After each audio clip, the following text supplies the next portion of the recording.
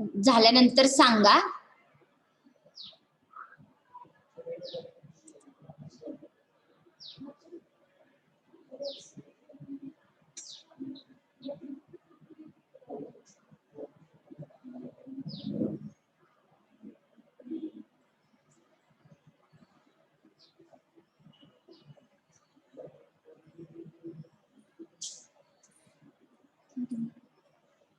काय केलं?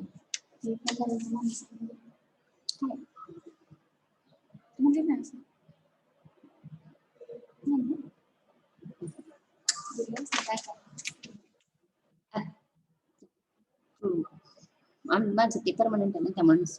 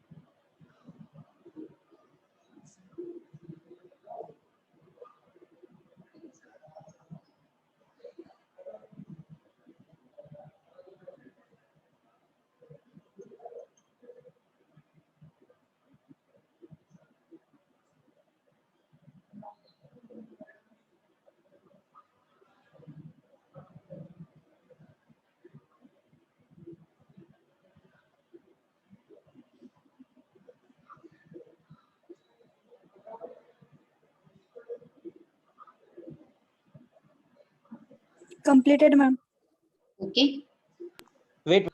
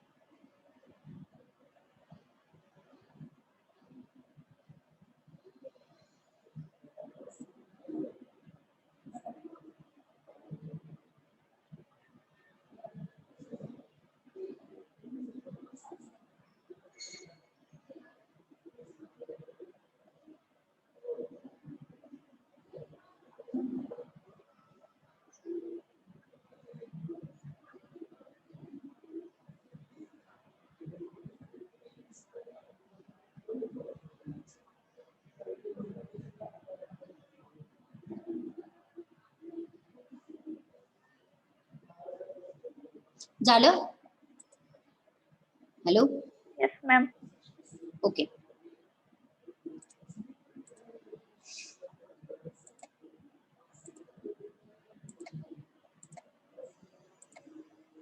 ओके.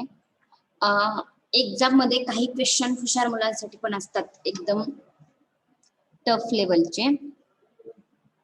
मुलांची कुठे चूक होते ते सांगते. इथे काय रे हेडिंग? प्रिव्हेन्शन ऑफ करोजन आहे का? Yes, ma'am. हा. Yes, ma'am. ही कुठली टेक्निक आहे रे प्रिव्हेन्शन ऑफ करोजन मधली? Cathodic protection. आणि हे हेडिंग काय रे? सॅक्रिफिशियल एनोड मेथड. इथं कुठला शब्द आहे? एनोड. एनोड. कुणाच्या अंडर येते ही मेथड? Cathodic protection. कॅथोडिक प्रोटेक्शनच्या. परीक्षेमध्ये असा प्रश्न विचारला जातो, for prevention of corrosion dash dash cathodic protection method is used. अजून एकदा प्रश्न रिपीट करते कारण भरपूर मुलांचं चुकतं येतं. रेग्युलरला सुद्धा ऑफलाईन पेपर असताना सुद्धा या प्रश्नामध्ये 100% मुलं चुकलेली असायची. बघा, in prevention of corrosion dash dash cathodic protection method is used. आणि खाली पर्याय असायचा सॅक्रिफिशियल एनोडिक मेथड आणि सॅक्रिफिशियल कॅथोडिक मेथड. ह्याच्यातलं कुठलं उत्तर बरोबर आहे रे? इथं सॅक्रिफिशियल एनोड मेथड. इथे कॅथोड आहे शब्द म्हटलं की मुलांना वाटायचं सॅक्रिफिशियल कॅथोडिक बरोबर आहे, पण उत्तर कुठलं असतं? इथं एनोडिक उत्तर असतं. कारण ह्या सॅक्रिफिशियल शब्द कुणाला आहे? एनोडला आहे. कुणासाठी वापरलाय सॅक्रिफिशियल? कोणाचं नाव आहे? ह्या एनोडचं नाव आहे. त्यामुळं इथं सॅक्रिफिशियल एनोडिक मेथड ह्या कॅथोडिक प्रोटेक्शनचा टाईप आहे, पण त्याचं नाव आहे sacrificial anodic method. Are you getting? अजिबात नाही. इथं वाटल्यास तुम्ही अंडरलाईन या एनोडच्या खाली फक्त नडच्या खाली अंडरलाईन करायचा आणि कन्फ्यूज असं शब्द लिहायचं, कारण परीक्षेमध्ये कन्फ्यूज होते. आम्ही ऑफलाईनला पण मुलांना रिमाइंड करायचो इथं चुकतंय म्हणून. अजून पण तुम्ही व्यवस्थित लक्षात ठेवायची तर नक्की चुकतंय, कारण आपण घाईमध्ये क्लिक करून जातोय. ओके, ज्याचं प्रोटेक्शन करायचं आहे त्याला तुम्ही कॅथोड म्हणून काम करायला लावलं का एनोड म्हणून काम करायला लावलं? कारण मला पुढचा पॉईंट याचा बेस पकडून कॅथोड. कॅथोड म्हणून काम करायला लावलं. ओके, आता लक्ष द्या. नेक्स्ट मेथड, कुणाची मेथड आहे नेक्स्ट? कॅथोडिक प्रोटेक्शनची. इथे दोन मेथड आहेत की नाही, तुम्ही लिहिलेत की नाही? सॅक्रिफिशियल एनोडिक मेथड आणि इम्प्रेस्ड करंट मेथड. तर ही सॅक्रिफिशियल एनोडिक मेथड कंप्लीट शिकवून झालेली आहे. आता आपली इम्प्रेस्ड करंट मेथड स्टार्ट होते. Impressed current method. ओके, मी तुम्हाला काल लेक्चर चालू होण्याच्या अगोदर नेटवरून बॅटरीच्या आकृत्या दाखवल्या होत्या. बॅटरी सेल आपण त्याला व्यवहारामध्ये असं बाजारामध्ये सेल म्हणतो बघा, आपण दुकानात जातो सेल द्या. तिथं पॉझिटिव्ह आणि निगेटिव्ह टर्मिनल होते. काल सांगितलं, हॅलो, बॅटरीच्या निगेटिव्हला जो जोडणार आहे तो कॅथोड म्हणून काम करणार आहे म्हणून सांगितलं होतं मी काल. सांगितलं होतं की नाही? Yes ma'am. हा, ही बॅटरी आहे. आपण 5वी पासून काढतो बॅटरीची डायग्राम अशी, हो की नाही? त्याचं निगेटिव्ह टर्मिनल जे बॅटरीचं आहे ते कुठं जोडलेले? याला जोडलेले. याला जोडलेलं असल्यामुळे त्याला गुपचूप, हॅलो ऐकायला येते? Hello, yes ma'am. हा, आता आपण त्याला कॅथोड म्हणून काम करायला आपण त्याला इम्प्रेस केलेलं आहे. एक्सटर्नल सोर्स जोडलेला आहे आणि त्याला आपण गुपचूप कंपल्सरी आपण त्याला कॅथोड म्हणून काम करायला लावलं. त्याची इच्छा असो नसो हा विचार केलेलाच नाही आपण. काल म्हटलं नाही का, लोखंड जरी 2 लोखंड असतील तरी बॅटरीच्या निगेटिव्हला जोडणाऱ्याला कॅथोड म्हणून काम करावं लागतं आणि बॅटरीच्या पॉझिटिव्हला जोडणाऱ्याला एनोड म्हणून काम करावं लागतं. ओके, इथं याचं प्रोटेक्शन करायचंय म्हणजे हे बॅटरीच्या कुठे जोडलेलं आहे? निगेटिव्हला. म्हणून या मेथडला इम्प्रेस्ड करंट मेथड असं म्हणायचं. आता बॅटरीचं पॉझिटिव्ह टर्मिनल कुठं जोडलेलं आहे? इकडे जोडलेलं. तर हे पॉझिटिव्ह टर्मिनल जोडताना पण अशा मटेरियलचं जोडलेलं आहे. इथल्या ह्या मेथड मध्ये ड्रॉबॅक कोणता होता? फार मोठा ड्रॉबॅक आहे या मेथड मध्ये. हे बघा, हे जे एनोड ज्याचा बनलेला आहे ना त्याचं कोरोजन होतंय, म्हणजे त्याचे आयन मातीमध्ये जातात. बरोबर आहे की नाही? करोजन होणं म्हणजे काय? काय होणं करोजन म्हणजे? माझ्याकडे एक लोखंडाची पट्टी आहे Fe ची, त्याचं कशामध्ये रूपांतर होणं म्हणजे करोजन झालं. Fe++. Very good, nice. त्याचं Fe++ मध्ये रूपांतर होणं म्हणजे करोजन झालं. Fe++ ही त्याची पॅरेंट मेंबर त्याच्याकडे ठेवून देतात का रे? ठेवून घेतात का? No, ma'am. No. नाही, No, ma'am. त्याला No, ma'am. सराउंडिंगला जावं लागतंय. त्याला सराउंडिंगला जावं लागतं, म्हणजे ओरिजिनल बॉडी त्याची ठेवून घेत नाही, सराउंडिंगला जातं. मग इथं सॉइल पोल्युशन ही पहिली गोष्ट होते. दुसरी गोष्ट, ह्याला सारखंच रिप्लेस करायचं म्हणजे आपला खर्च पण वाढणार आहे इथं. आता हा ड्रॉबॅक ओव्हरकम करण्यासाठी ही मेथड वापरलेली.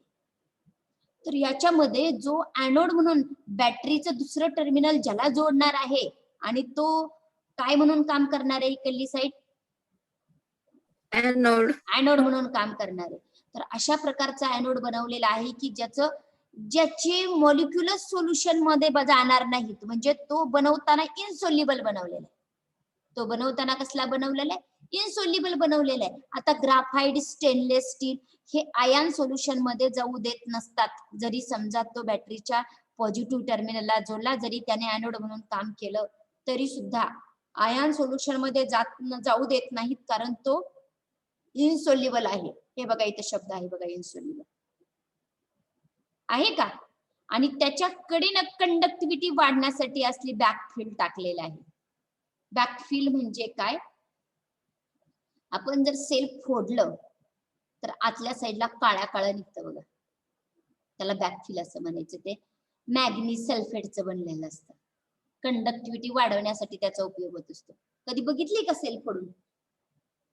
Yes, आपण ma'am. भिंतीवरच्या घड्याळाला लावतो तसं सेल्फ फोडल्यानंतर आतमध्ये ब्लॅक कलरचं मटेरियल निघते, पावडर निघते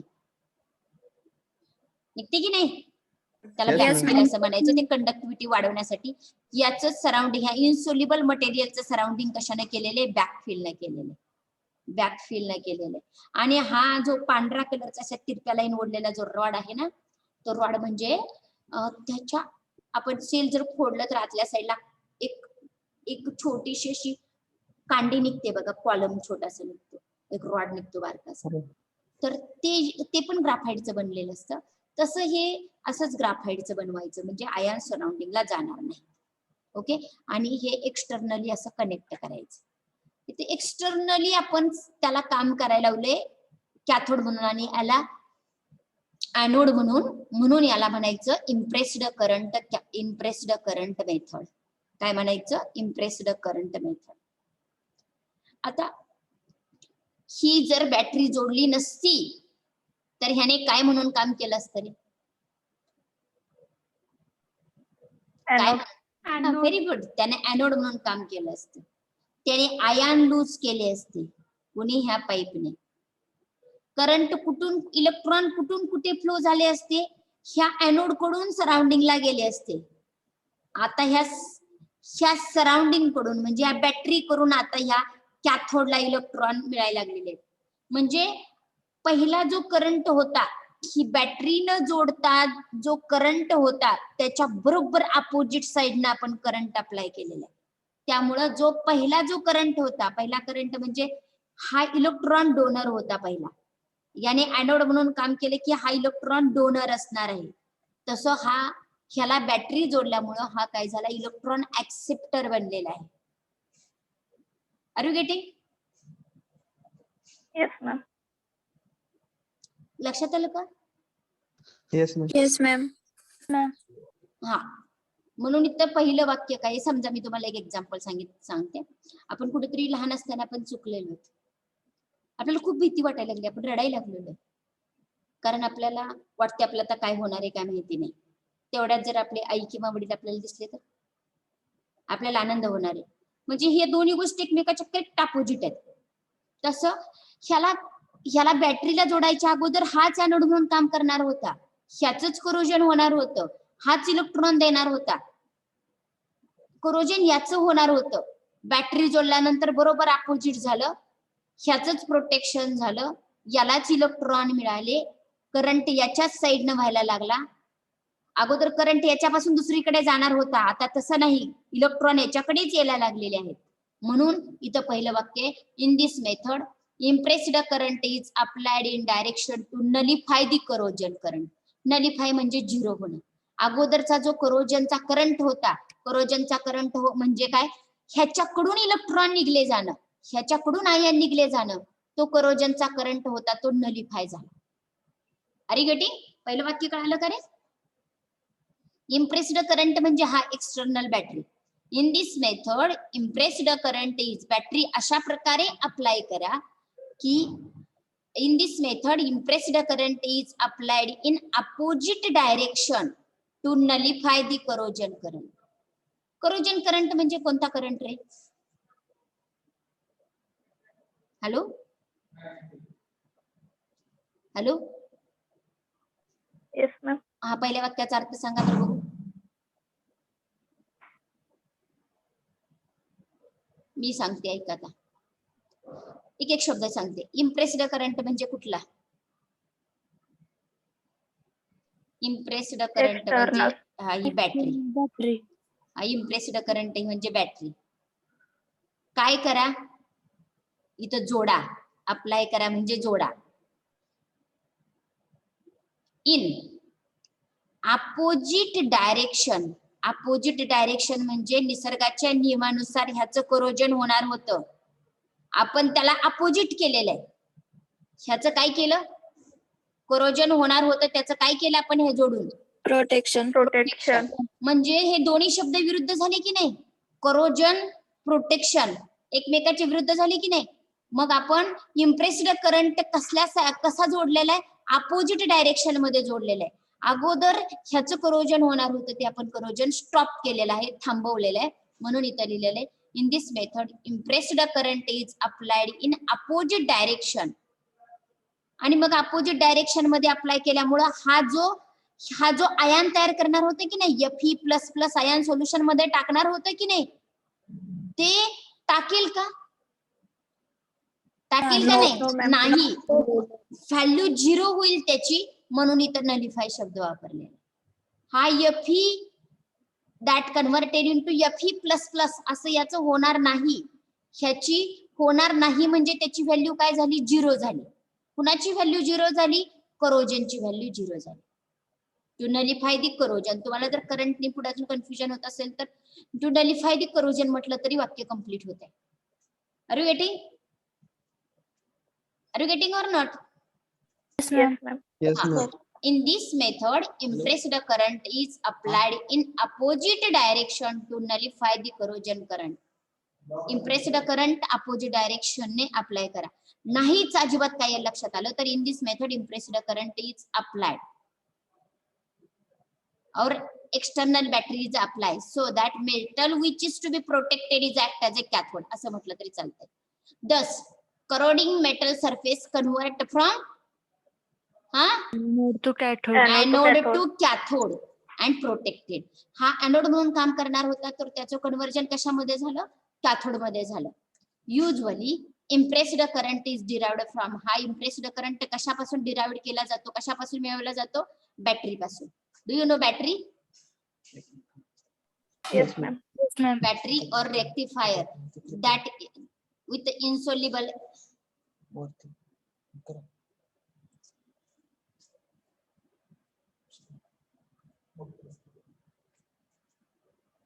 okay.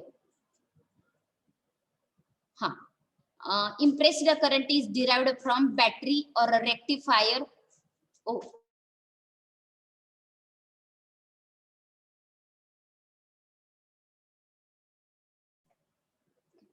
Impressed current is derived from battery or rectifier with insoluble anode. हा इम्प्रेस्ड करंट कशापासून डिराइव्ड केलाय? बॅटरी पासून डिराइव्ड केलाय. आणि त्याच्या सोबत अजून काय आहे आपल्याकडे? काय आहे त्या बॅटरी आणि रेक्टिफायर सोबत? आपल्याकडे काय आहे अजून? Insoluble anode like graphite stainless steel. त्याच्या विथला याच्या सोबत आपल्याकडे काय आहे? ग्राफाइट आणि स्टेनलेस स्टील आहे. These insoluble anode is usually in black film. ते कशामध्ये टाकलेलं आहे? ब्लॅक फिल्म मध्ये टाकलेलं आहे. एका अंशातलं काही नाही करायचं. So as to increase electrical contact with surrounding medium. Surrounding मीडियमला इलेक्ट्रिकल कॉन्टॅक्ट वाढण्यासाठी केलेला आहे. This type of cathodic protection is usually used for water tank, buried pipeline, transmission towers, for similar large structure. Application सेमच आहे दोघांचे, फक्त काय की याच्यामध्ये बॅटरी वापरलेली, त्याच्यामध्ये बॅटरी वापरलेली नाही. Are you getting? Yes, Yes, ma'am. ma'am. मी क्वेश्चन विचारते. How impressed current is derived? कसा डिराइव्ड केला जातो, कशापासून मिळवला जातो? ही बॅटरी आणि Battery. Insoluble anode like graphite stainless steel हे कशामध्ये ठेवलेलं आहे? बॅकफिल मध्ये. हे कंसातलं काही लिहायचं पण नाही, करायचं पण नाही, गरज नाही करायची. ही मेथड कुणासाठी वापरली जाते? भरीड पाईपलाईन साठी वापरली जाते. आणि ही बॅटरी वापरल्यानंतर एनोडचं रूपांतर कशामध्ये होतं? जो एनोड म्हणून काम करणार होता त्याचं रूपांतर कशामध्ये होतं? कॅथोड मध्ये होतं. Cathode. कॅथोड. आणि मग कॅथोड मध्ये रूपांतर झालं की आपोआपच प्रोटेक्शन होत असतं. आणि इम्प्रेस्ड करंट कसा अप्लाय करायचा? अपोजिट डायरेक्शन मध्ये अप्लाय करायचा. कुणाच्या अपोजिट डायरेक्शन मध्ये? करोजन करंटच्या अपोजिट डायरेक्शन मध्ये. Are you getting? Yes, ma'am. व्यवस्थित समजलं? Okay, then right down.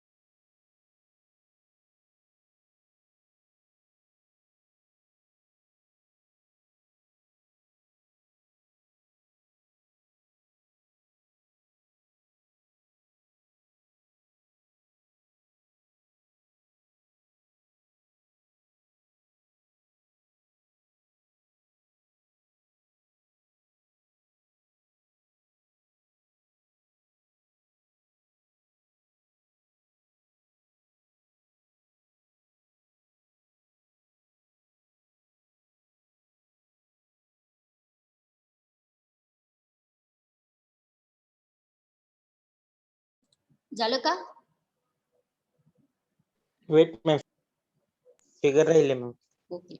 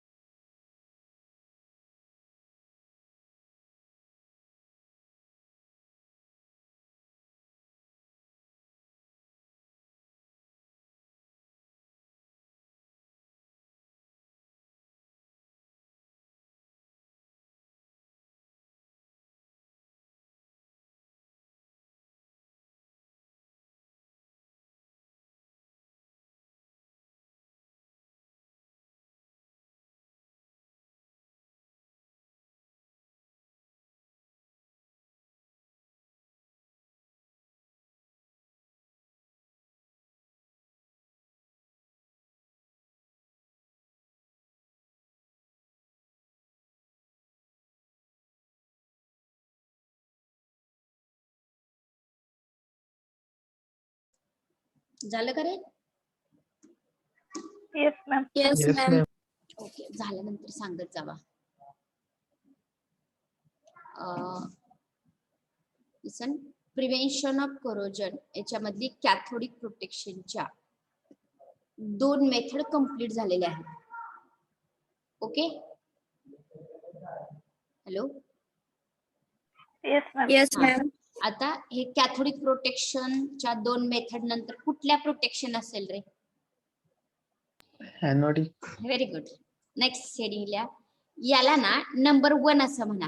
Prevention of corrosion मधलं नंबर 1 कॅथोडिक प्रोटेक्शन म्हणा आणि नंबर 1 मधले स्मॉल ए सॅक्रिफिशियल म्हणा आणि स्मॉल बी इम्प्रेस्ड करंट म्हणा. ओके, आता नवीन नंबर 2 हेडिंग घ्या. Anodic protection. Anodic protection. Anodic protection.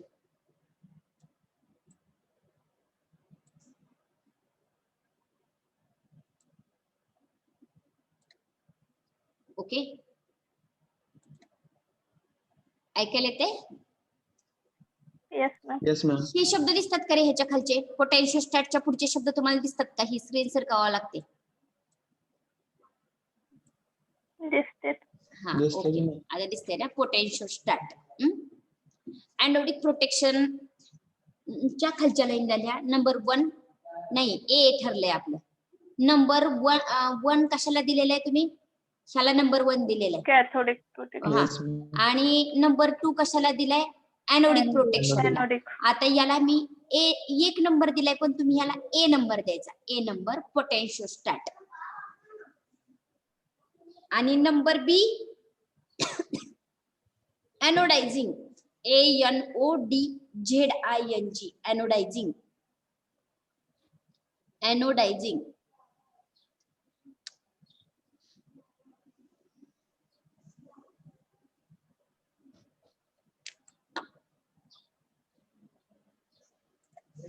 एनोडायझिंग.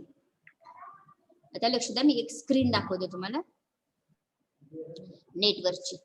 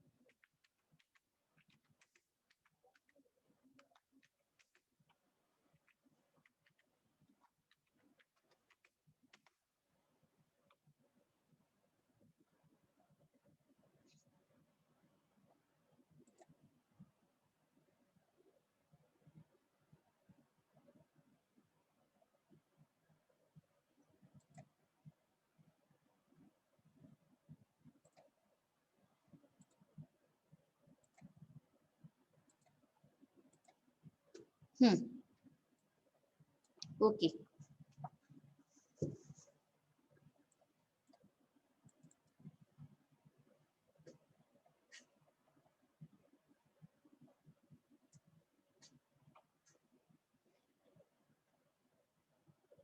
Okay. हे काय रे? हे मेटलची नाव आहेत. आहेत का?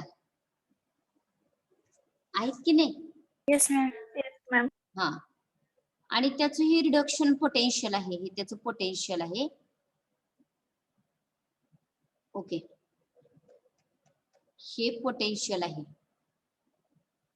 मग ही याला एवढं फिक्स पोटेन्शियल आहे. याला एवढं फिक्स पोटेन्शियल आहे. याला एवढं फिक्स पोटेन्शियल आहे.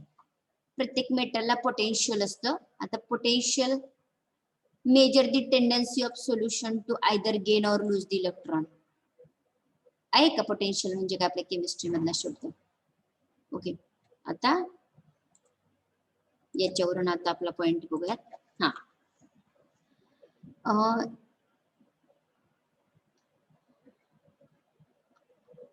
नीट आहे का आता?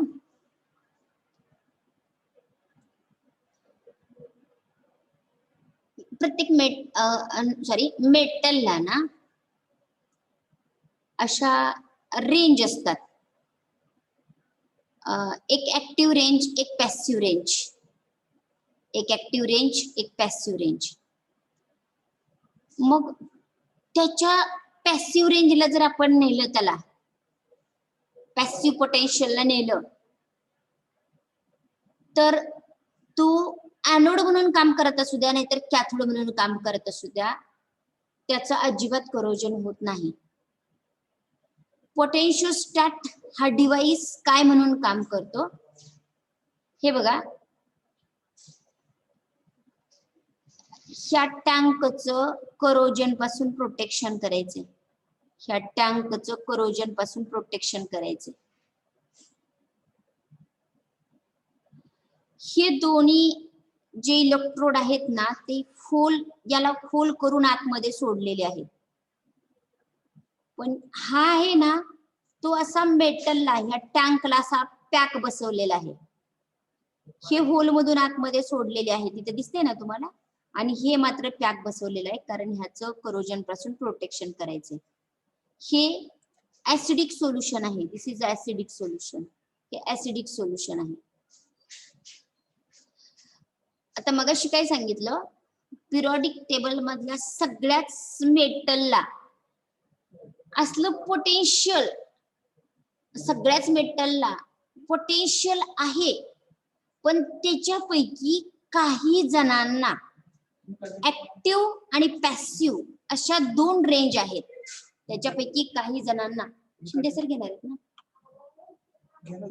उलट तेच मला लेक्चर मागत होते.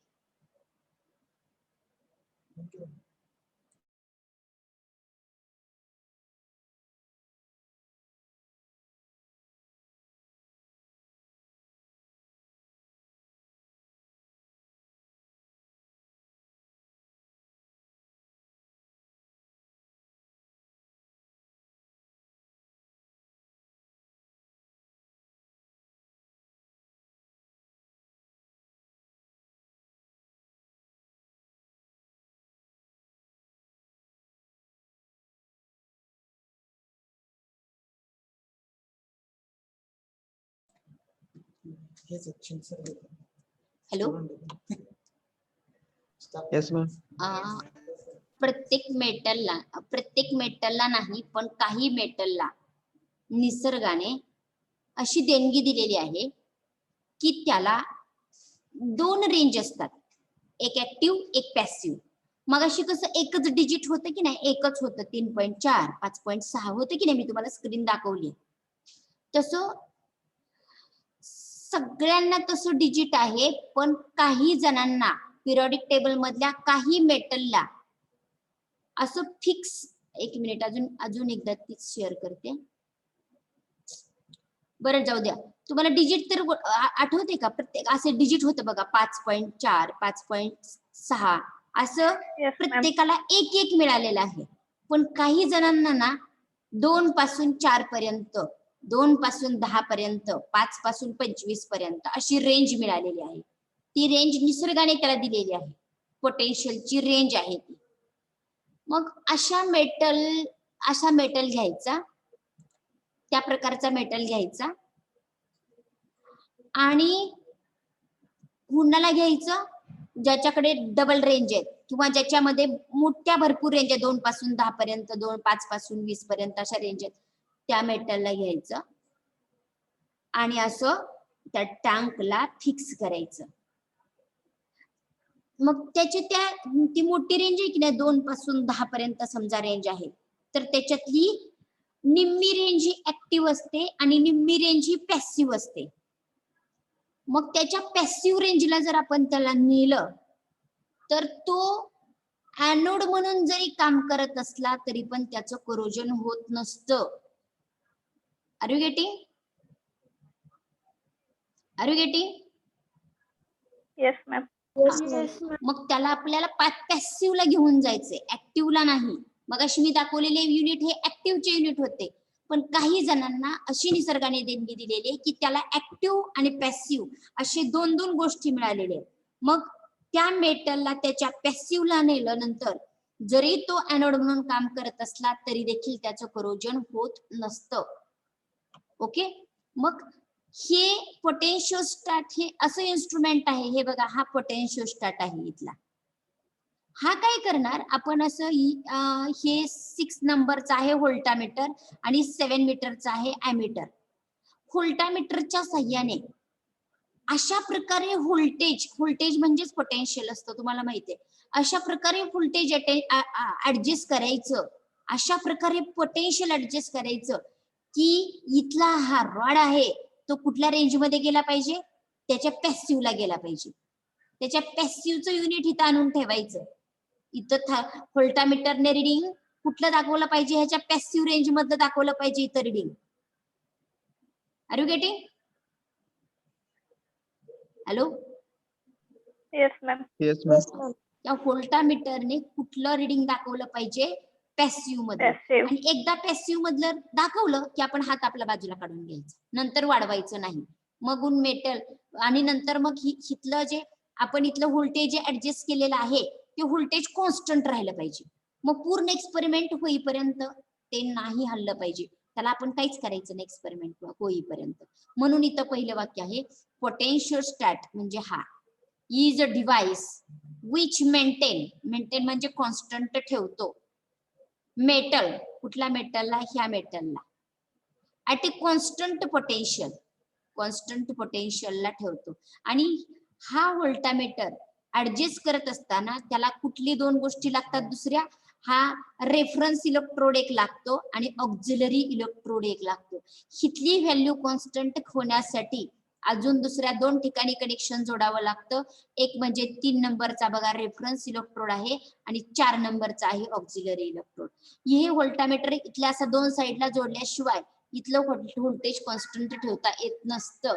म्हणून इथं लिहिलेलं आहे, कुणाची मदत घेतो, विथ रिस्पेक्ट टू, कोणाच्या मदतीनं, reference electrode, with respect to reference electrode. हे बघा, ही वायर आहे ना व्होल्टामीटरच्या दुसऱ्या बाजूला जोडलेली आहे. आता मी सांगते नीट ऐका. Potentiostat is a device which maintain the metal म्हणजे ह्या मेटलला, ज्याचं प्रोटेक्शन करायचं आहे त्या मेटलला, मेटल ऍट ए कॉन्स्टंट पोटेन्शियलला ठेवतो, with respect to reference electrode, कुणाच्या मदतीने, रेफरन्स इलेक्ट्रोडच्या मदतीने. It has a 3 terminal. ह्या पोटेन्शिओस्टॅटला 3 टर्मिनल आहेत, 1 2 3. 1 is connected to the metal to be protected. एकाचं कनेक्शन कुठं दिलेलं आहे, मेटल टू बी प्रोटेक्टेडला दिलेलं आहे, ज्याचं प्रोटेक्शन करायचं आहे त्याला कनेक्शन दिलेलं आहे. Other is connected to the auxiliary cathode. दुसरं जे आहे त्याचं इथलं जे कनेक्शन आहे ते ऑक्झिलरीला जोडलेलं आहे. And third is connected to the reference electrode. आणि तिसरं टर्मिनल कुणाला जोडायचं, रेफरन्सला जोडायचं. Are you getting? Hello. Yes, ma'am. Are you getting? आपण नेक्स्ट लेक्चरला डिस्कस करू, दुसऱ्यांचं नको लेक्चर घ्यायला, 3 मिनिट झालेले आहेत. Stop here. ओके.